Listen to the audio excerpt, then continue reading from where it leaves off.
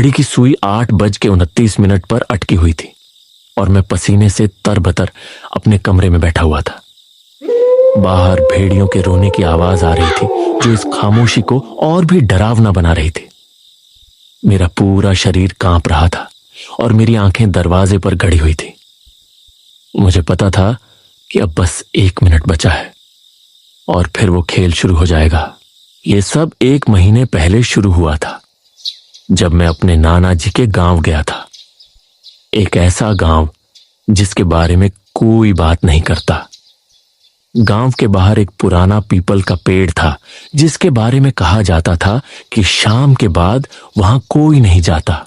लेकिन मैं ठहरा शहर का लड़का इन सब बातों पर क्या विश्वास करता। मैं अपने दोस्तों के साथ उस पीपल के पास चला गया। जैसे ही मैं पेड़ के पास पहुंचा, मेरे मन में एक अजीब सी बेचैनी होने लगी, लेकिन मैंने इसे नजरअंदाज कर दिया।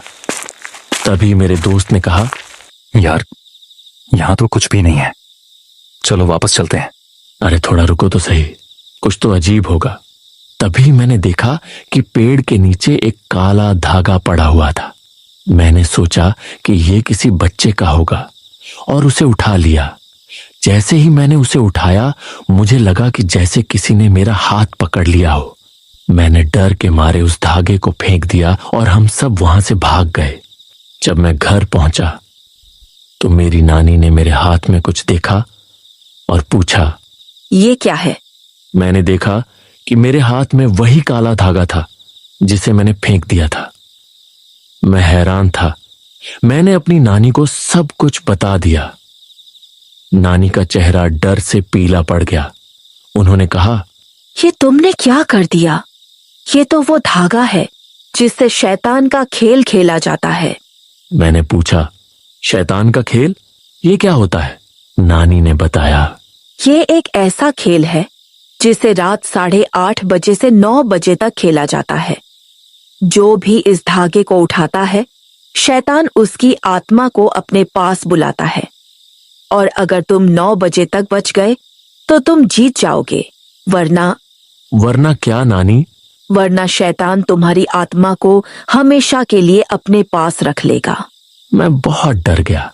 मैंने सोचा ये तो बस एक कहानी है, और फिर मैं अपने कमरे में चला गया। लेकिन रात 8:30 बजे मेरा दरवाजा अपने आप खुल गया। बाहर कोई नहीं था, लेकिन एक ठंडी हवा का झोंका आया जिससे मेरी रूह कांप उठी। मुझे लगा कि कोई मेरे साथ है।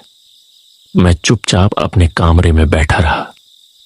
तभी मेरे कानों में एक अजीब सी आवाज आने लगी, अब मौत का खेल शुरू। मेरी रूह कांप उठी। मैंने अपनी आंखें बंद कर लीं और भगवान का नाम जपने लगा। रात के 8:40 हो चुके थे और मेरी हिम्मत जवाब दे रही थी। मैंने सोचा कि अगर मैं भाग जाऊं तो क्या होगा।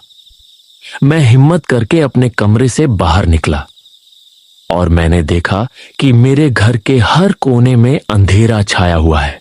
मेरे गले से आवाज नहीं निकल रही थी। तभी एक शैतान नजर आया। उसने अपना हाथ मेरी तरफ बढ़ाया। मैंने डर के मारे अपनी आंखें बंद कर लीं और जब मैंने आंखें खोली तो वो गायब हो चुका था। मैंने सोचा, क्या ये मेरा वहम था? 8:45 हो चुके थे। अब सिर्फ 15 मिनट बचे हैं। मेरे कानों में वही आवाज फिर से गूंज उठी। मेरे दिल की धड़कन तेज हो चुकी थी। मुझे लगा कि अब मैं नहीं बच पाऊंगा। मैं तेजी से अपने कमरे की तरफ भागा।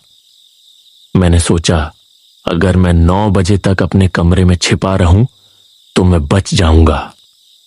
लेकिन जैसे ही मैंने दरवाजा बंद किया, दरवाजे पर जोर जोर से दस्तक होने लगी। मुझे लगा कि अगर मैंने दरवाजा नहीं खोला तो वो दरवाजा तोड़ देगा। मैं दरवाजे से चिपक कर बैठ गया और उसने कहा, मुझे तुम्हारा डर बहुत पसंद है, लेकिन अब तुम्हारे पास सिर्फ 10 मिनट बचे हैं। क्या तुम 10 मिनट तक मेरा सामना कर पाओगे? मैं इतना डर गया कि मेरे मुंह से आवाज नहीं निकली। मैंने सोचा, अगर मैं इससे बात करूंगा तो ये मुझे मार देगा। मैं चुपचाप अपने कमरे में चुपचाप बैठा रहा। 8:55 हो चुके थे। सिर्फ 5 मिनट बचे हैं। तभी मुझे लगा कि कोई मेरे बिस्तर के नीचे से बाहर निकल रहा है। मैंने डर के मारे ऊपर देखा तो छत से एक साया मेरे ऊपर गिर रहा था। मैंने देखा कि वही डरावना चेहरा मेरे सामने था।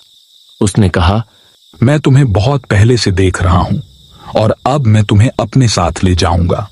नहीं, मुझे जाने दो, मुझे छोड़ दो, बस मुझे जाने दो।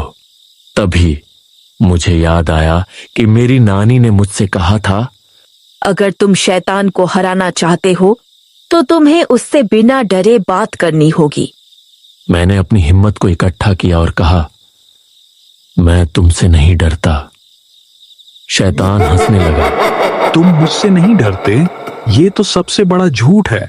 मैंने कहा, हां, मैं तुमसे नहीं डरता।